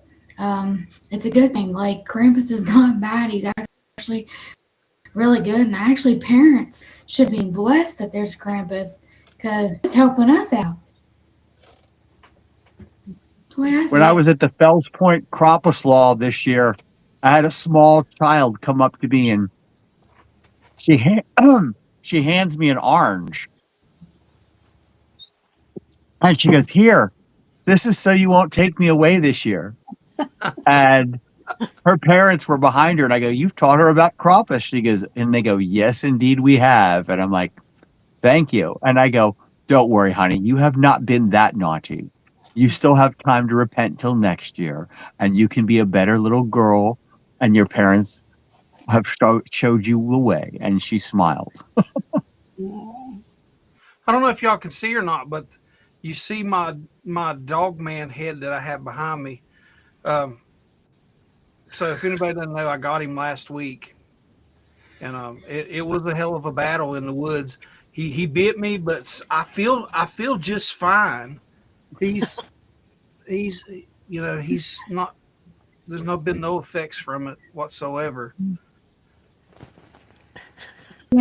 We might need to get you a plastic surgeon for your hands because they're looking a little different. Oh, this? Yeah. I need to do my nails. When Well, I had a new when my daughter he was has getting the she he has the overheard. right to bear arms and bare hands. But Yeah, that's good too. Yeah. My daughter, when she was getting sick and I had my mic muted, she overheard us talking about, like, when I asked about the age, if there was like an age limit Krampus could take away, and she heard you and she just stopped in her tracks. And I just look at her, and I'm like, yeah, really? Well, I guarantee you, Krampus there has her name on his list, but he just couldn't get in the military base. They probably asked him for his cat card, and he's like, "Oh, I ain't got one of them." Yeah, so you can tell those two kids that when y'all move off base that their ass is grass. well, in Austria, what the Krampuses do is they go house to house and they'll knock on the door. And if the child has been good, the parents will wave to the Krampus and they'll go on to the next house. If the child has been bad, they'll go to the door and open it. And then Krampus will come in and he will basically, tell the children that he heard that they've been naughty and scare them into being better. And the payment for that is, or when the Krampus goes to leave, is the parents always hand him a shot glass of schnapps. That's the tradition over in Austria and Bavaria. That's for coming into the house and setting the child right as a shot of schnapps. So I guess if you got a really naughty village, you might have a little bit of problem getting home by the end of the night. So yeah. It's been a good show. We've learned a whole lot and everything. So I can't wait. Hey, I can't wait till St. Patrick's Day. I happen to know a leprechaun.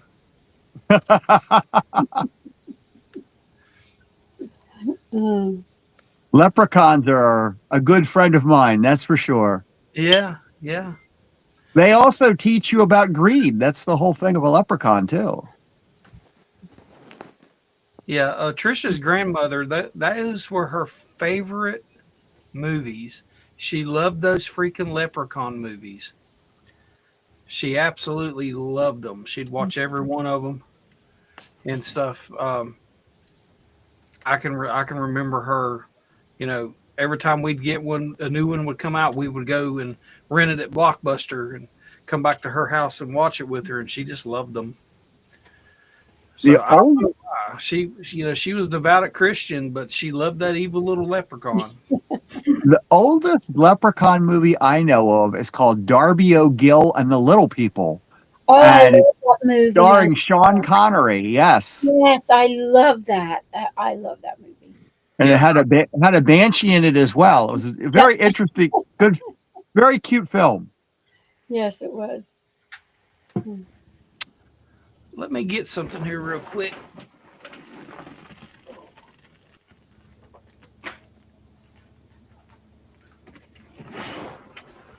Sorry about that.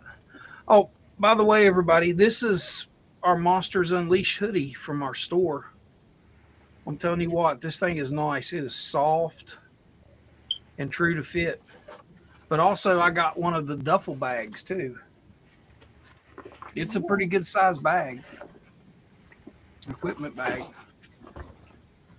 Oh, those are bigger than I thought they'd be. Oh yeah, this thing's huge. It's This is nice, big. isn't it? It's really nice. I can't wait to start packing my stuff into it. But in the Monsters Unleashed logo, really good quality. It was better than I expected, to be honest with you, and it really wasn't that expensive. But neither was the hoodie. Hoodie is well worth the money. But we're gonna have a link to our merchandise store in our description on YouTube and everything, and we'll post it on Facebook also. But we just opened the store a couple weeks ago, Trisha. What is it? Sorry, I was listening to somebody. Well, don't be listening to people. Listen to Well, Krampus. your granddaughter was flip crap. She said, "Mom, the elf is on your head." Oh, wow. Oh, no. I love it. Oh, you're getting watched. He's there. Well, We had an elf named Annabelle, and don't know how this happened, but Annabelle flew down the steps and got injured. So now we have what's it? Fluffy Butter, Fluffer Butter is its name. I don't really like these elves. They're kind of really creepy. And there's been some stuff happening with ours, like nobody touched it and it ended up behind my pillow. I've seen Annabelle. So I ain't having. I've got Isabel here at my house now, so I got enough demonic doll. So yeah, so Annabelle's gone. Now Fluffer Butter, whatever its name is, and apparently it's attracted to me because it ended up on my pillow. Oh, my gosh.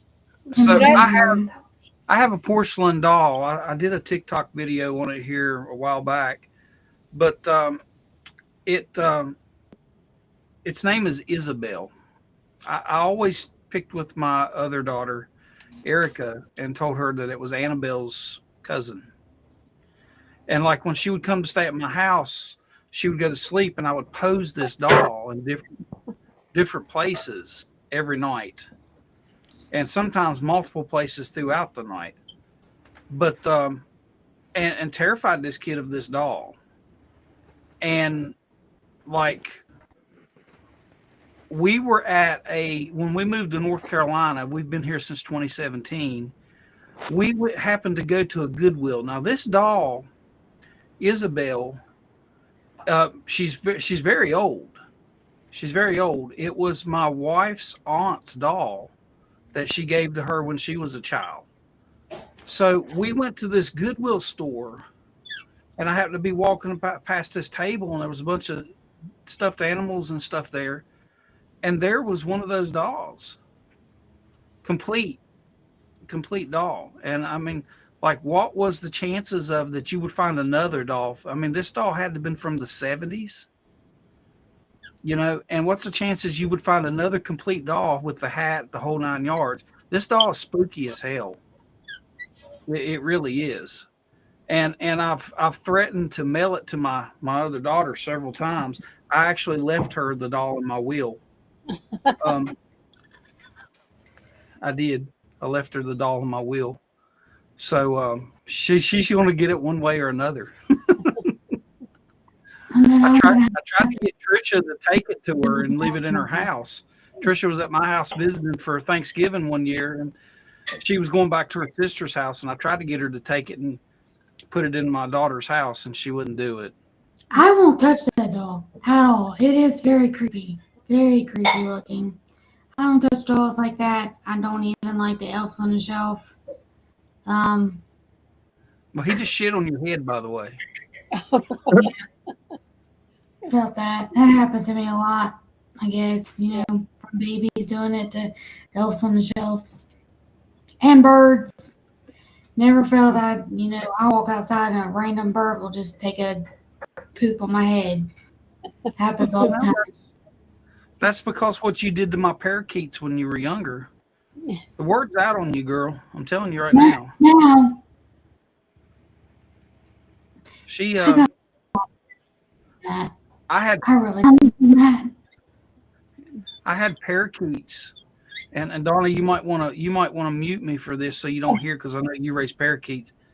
But I had parakeets, and I actually had a parakeet that would vocalize to me and whistle to me and stuff like that, like it was trying to talk. It was a very smart.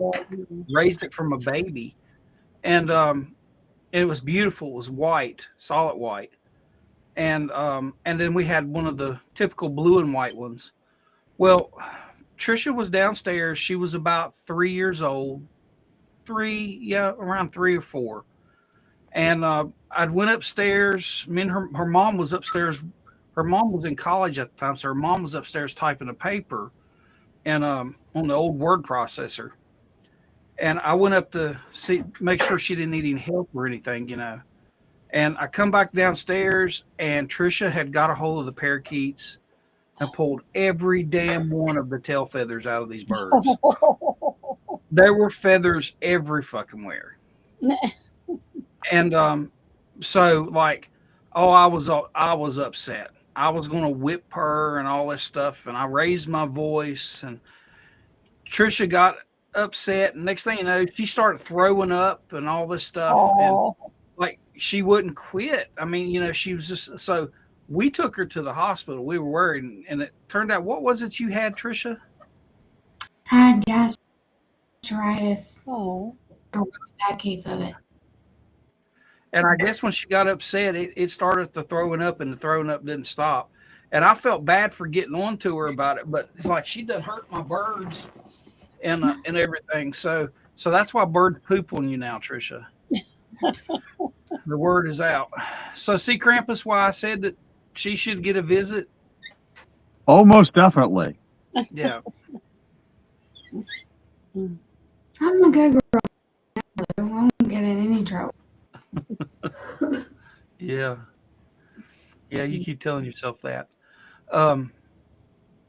But yeah, I guess, we've been going, we're approaching 2 hours, so I guess we'll call it a show here. And Krampus, we appreciate you coming out. My pleasure. If you would tell our viewers where they can, how they can contact you, if they're in the Baltimore area or whatever, and they want to arrange you to do something. Right now, I see that you're doing personal messages from Krampus. Yes, indeed. So I am all over social media.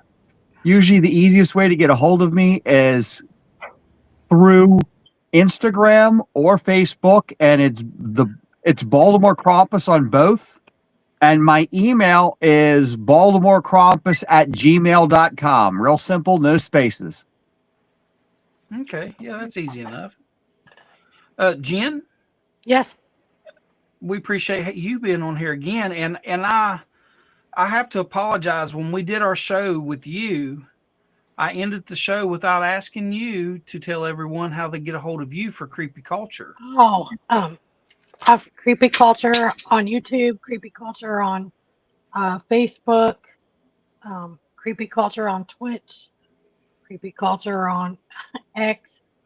I'm on all the social medias too, so I think Instagram too, but it's under my real name on Instagram. I think it's just Jen over there.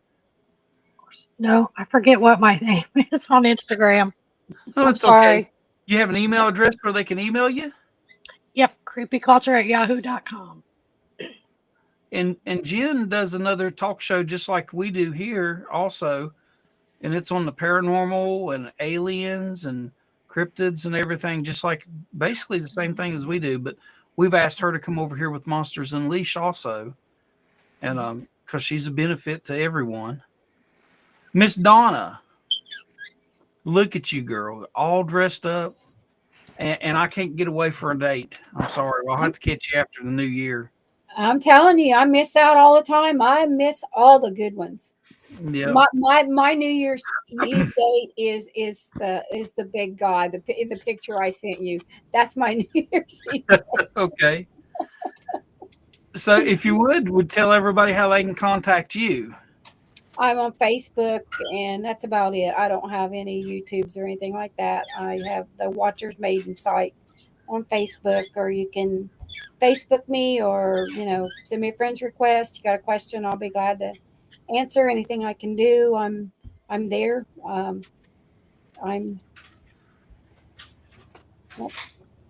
so, and you'll find me here with you guys. Yeah, I was going to say if you need to reach out with anyone here, you can always contact us at monsters.unleashed25@gmail.com, and you can contact Jen there at creepyculture@yahoo.com. Jen and Trisha may be starting up another show here pretty soon too, with those two girls, and that's going to be pretty interesting. Yep, a cryptid therapy show. Yep. Yeah, that's going to be pretty good. But I guess we'll call it here. And everybody in the audience want to wish you a Merry Christmas. And we'll be back Saturday for our regular show at 9:00 p.m. Eastern Time. And Trisha, who's our guest Saturday? Steve. It's Steve Calsey. He is the author of the LBL Massacre book. You can find that book on Amazon. That's going to be a really good show. Yeah, it's going to be hard to top this one. This one's been a really good show. Hard, but it's going to be a good one. I thought I was going to be really creeped out by this, but I'm excited, and this has been great. I love it. So, Mr. Krampus, if you don't mind, I'm going to bring you up and have you to tell everybody goodbye and close out the show for us. This is the Baltimore Krampus. I appreciate being on Monsters Unleashed. I hope you will continue to watch this lovely podcast. And you can contact me of all of our events, because we have your year-round events. I'm on most of social media. And please, always remember, if you can, donate to Toys for Tots, because the children need magic in their lives more than anyone else. Have a wonderful evening, a Merry Christmas, a Happy Yule, and a wonderful New Year. They're out there in the dark, waiting for us. Monsters on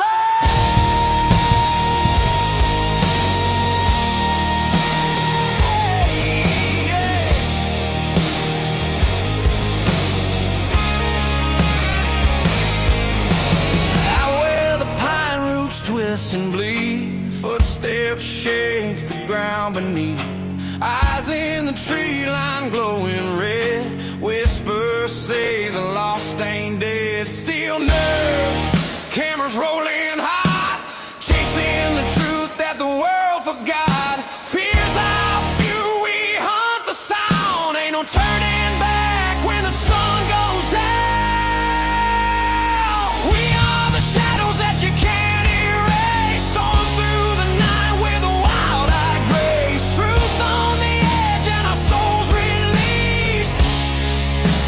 Monsters Unleashed.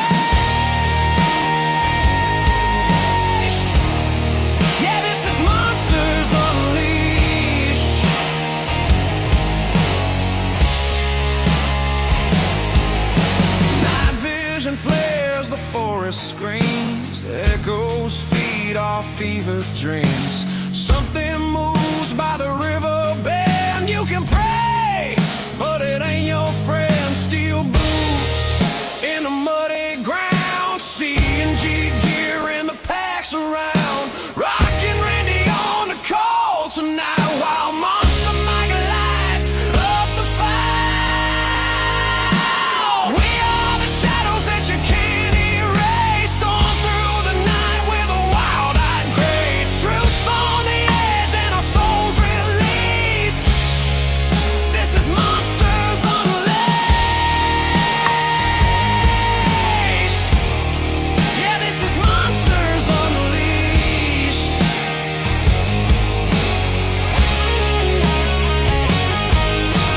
Floor, eerie build, screams in the holler, house through the trees. You don't run from the darkness, you make it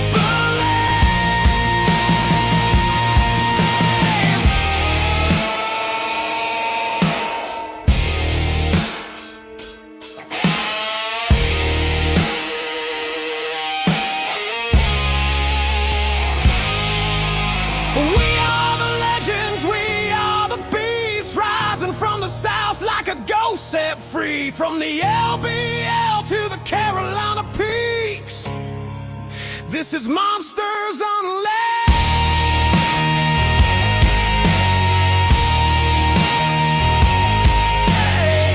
Yeah. Where we're Monsters Unleashed.